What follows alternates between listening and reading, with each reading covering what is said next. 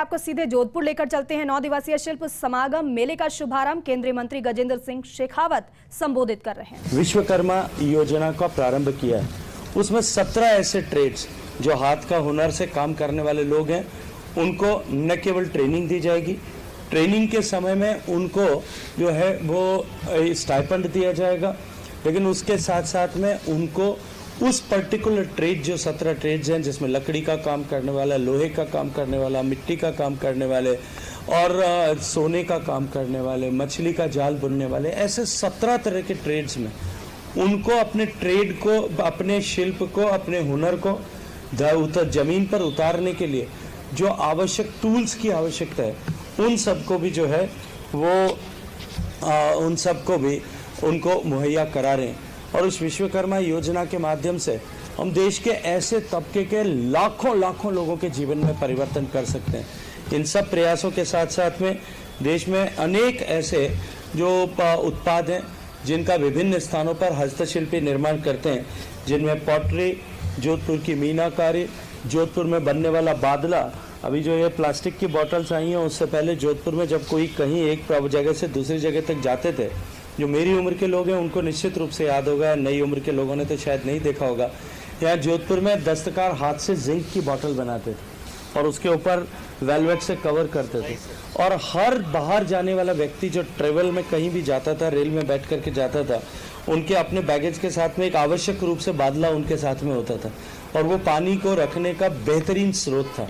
लेकिन कालांतर में क्योंकि जिस तरह से व्यवस्थाएं बदली,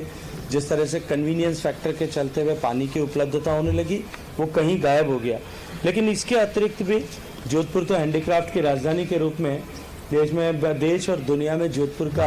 हैंडीक्राफ्ट और हस्तशिल्प के चलते हुए अपनी पहचान है। जोधपुर में लकड़ी के बर्तन, चित्तौड़ में प्रसिद्ध गणगौर और कठपुतली कला, और इसके साथ साथ में जो है कोटा डोरिया, ब्लू पैटरी, सांगानेर का जो है हैंड ब्लॉक प्रिंटिंग, फुलकारी जैसे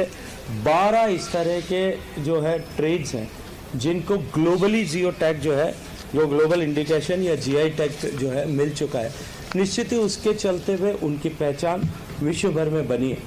यदि हमारे हस्तशिल्पी इस तरह से काम करते हुए अपने प्रोडक्ट्स को और अधिक गुणवत्तापूर्ण बनाएं और अधिक रुचिकर बनाएं, तो निश्चित ही उनके बाजार की क्षमता भी बढ़ेगी। और इसी तरह से इंडिविजुअल्स के अतिरिक्त भी जो है महिलाओं के सेल्फ हेल्प ग्रुप भी आजकल इस दिशा में बहुत तेज गति के साथ में काम कर रहे हैं। महिलाओं ने समूह बना करके इस तरह के काम करने का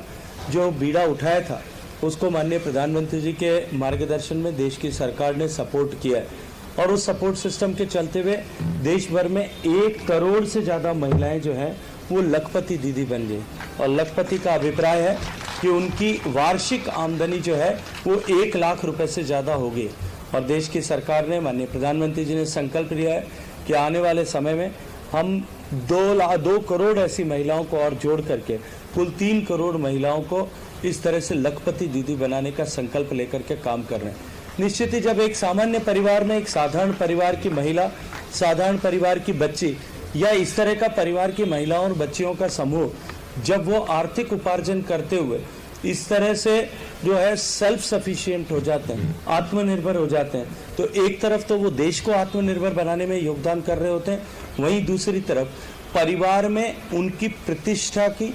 और का सशक्तिकरण निश्चित रूप से होता है। तो यह अप्रत्यक्ष रूप से महिलाओं के सशक्तिकरण के दृष्टिकोण से भी बहुत अभूतपूर्व काम है। मैं आदरणीय वीरेंद्र कुमार जी को, उनके विभाग को, आदरणीय अविनाश गहलोत साहब और राजस्थान सरकार को हृदयपूर्वक धन्यवाद करते हुए आप सबका जोधपुर में स्वागत करता हूं। सभी हस्तशिल्पियों का स्वागत करता हूं। आप सबका ये जोधपुर प्रवास आप सब लोगों के लिए अविस्मरणीय बने। जोधपुर